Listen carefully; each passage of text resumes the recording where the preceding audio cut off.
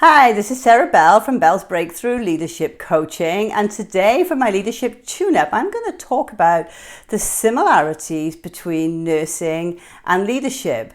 And this is really why I believe that nurses make great leaders.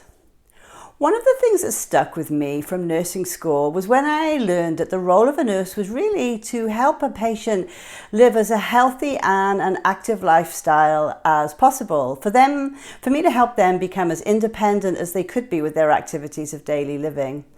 You know, of course, there's a scale, and at one end of the scale, there is the patient who can do nothing for themselves, including breathing, and of course, they needed a lot of help and assistance.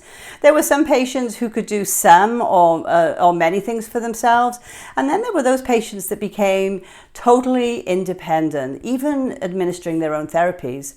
You know, I worked in dialysis and there was nothing that excited me more than when a patient was able to go home and do their dialysis treatment at home on their own. So you might be wondering, well, what has this got to do with leadership? Well, it's simple, really. The role of a leader is very similar to that of a nurse, only in leadership, it's the growth and development of the team, helping them learn to take on more responsibility so that they feel like they're making a worthy contribution. And it really requires the same skill set as it does being a nurse. First of all, it requires you to have an outcome-focused mindset, keeping your attention on what you want. It requires you to be compassionate because you're asking people to do things they've never done before, and this can be scary, and it requires your compassion.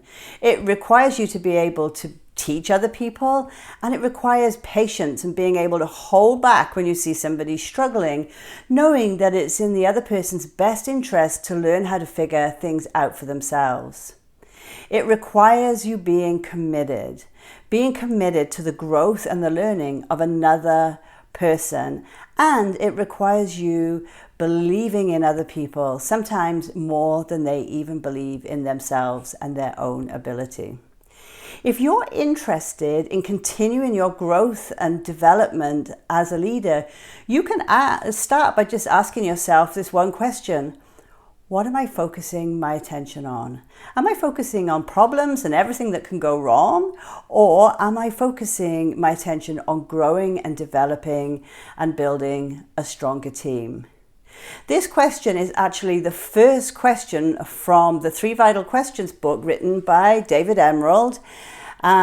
If you would like to learn more about these 3 vital questions and how they can help you, send me a private message. I'd love to discuss this with you.